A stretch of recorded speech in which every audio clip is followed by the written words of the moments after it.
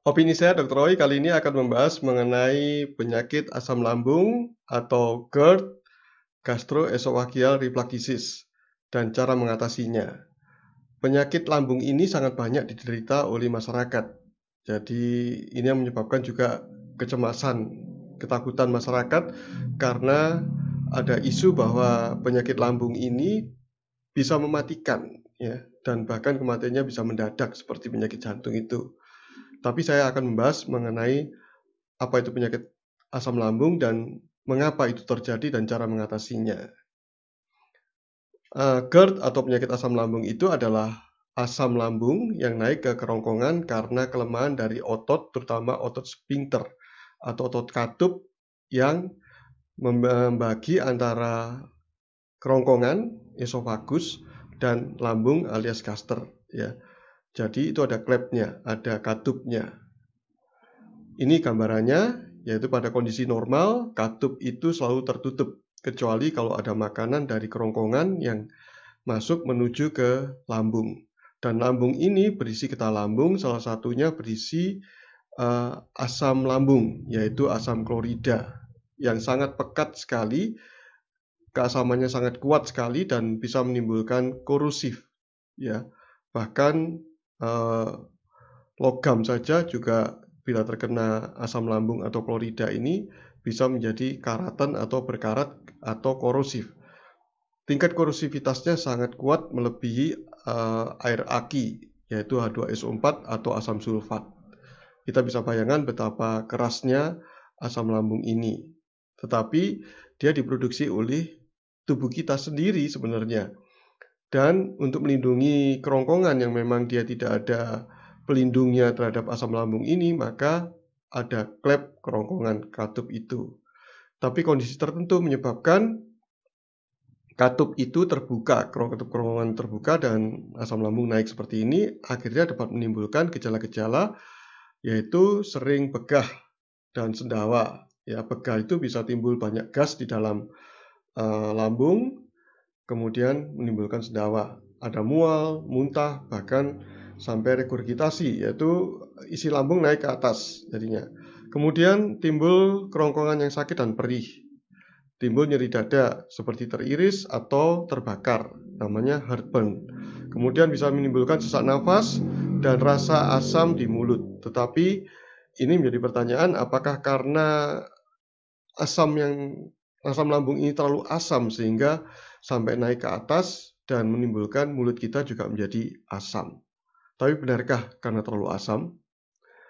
Ini penjelasannya bahwa katup itu terbuka karena justru asam lambung yang menurun. Jadi keasaman lambung yang menurun menyebabkan katup terbuka.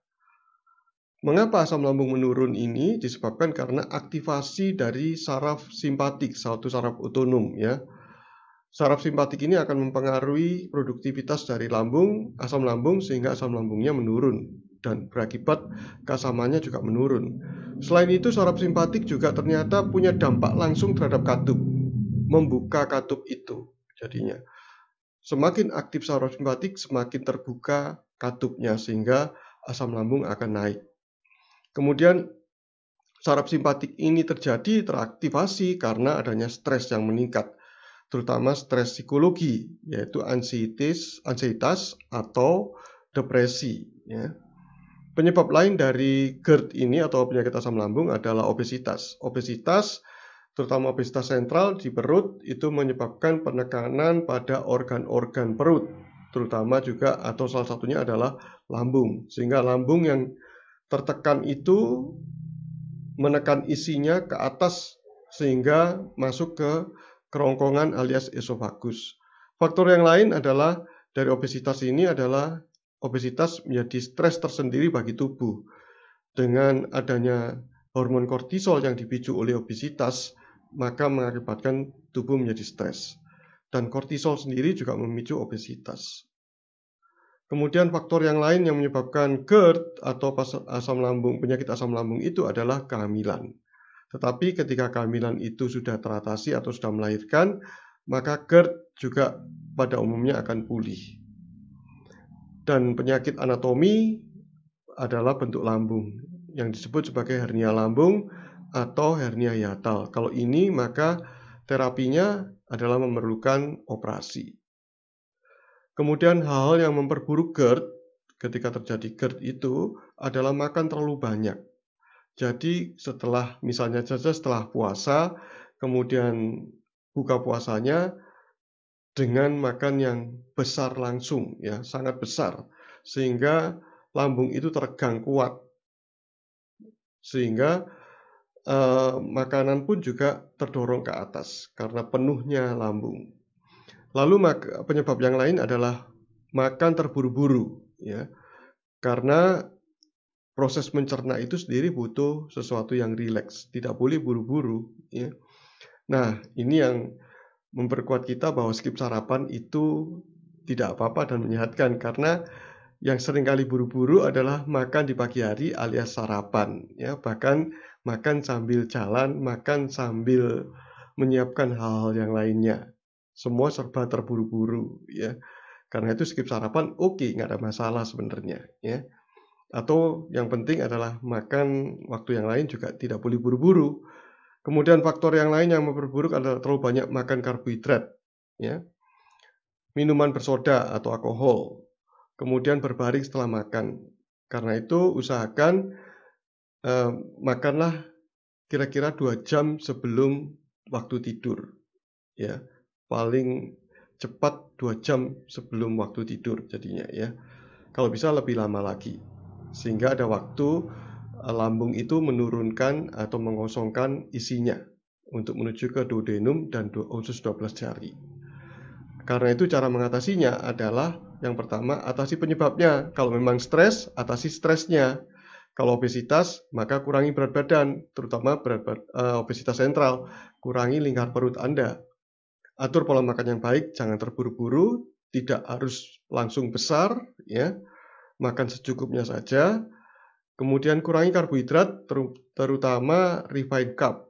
Jadi refined carb itu adalah karbohidrat yang diproses dengan sangat panjang sekali, sehingga yang terjadi adalah hanya karbonya saja, karbohidratnya saja yang ada. Benar-benar tanda kutip murni karbohidrat, ya. Kemudian untuk mengatasi yang lainnya adalah konsumsi cuka apel dan ditambah dengan garam Himalaya. 1 atau 2 sendok makan cuka apel dicampur dengan 250 sampai 300 cc air hangat ditambah dengan setengah sendok teh garam Himalaya, ya. Kemudian makanan yang terfermentasi, yaitu konsumsi makanan terfermentasi seperti tempe, tapi tempe yang mentah, ya. Kimchi, yogurt, kefir, dan lain sebagainya yang terfermentasi. Kemudian, nah ini yang penting sekali, karena seringkali riwayat penyakit lambung menjadi alasan kita untuk tidak melakukan intermittent fasting. Padahal justru intermittent fasting itu menyembuhkan, memperbaiki pencernaan kita, salah satunya adalah lambung. Jadi fungsi tadi yang produksi asam lambungnya berkurang, maka bisa diperbaiki. Jadi menjadi produksi asam lambungnya sesuai dengan pencernaan, kebutuhan pencernaan. Kemudian bisa juga memulihkan ulkus atau borok di dalam lambung karena iritasi di lambung, ya, dan pencernaan lainnya. Jadi tetap bisa melakukan puasa dengan berbagai macam adaptasi. Anda bisa simak pada video tentang bagaimana kita melakukan intermittent fasting secara tepat dan benar, ya. Ini adalah tentang asam lambung, jadi penyakit asam lambung. Sebenarnya asam lambung itu adalah suatu cairan yang sangat bermanfaat untuk pencernaan. Kekurangan asam justru akan menimbulkan problem di pencernaan dan penyerapan zat-zat penting bagi tubuh kita dari makanan. Jadi problemnya bukan terlalu tinggi keasamannya, tetapi justru karena terlalu rendah keasamannya. Demikian mengenai penyakit asam lambung dan cara mengatasinya. Bila video ini bermanfaat bagi Anda, silakan bagikan kepada yang lainnya. Terima kasih sudah menyaksikannya. Salam sehat dari saya, Dr. Oi.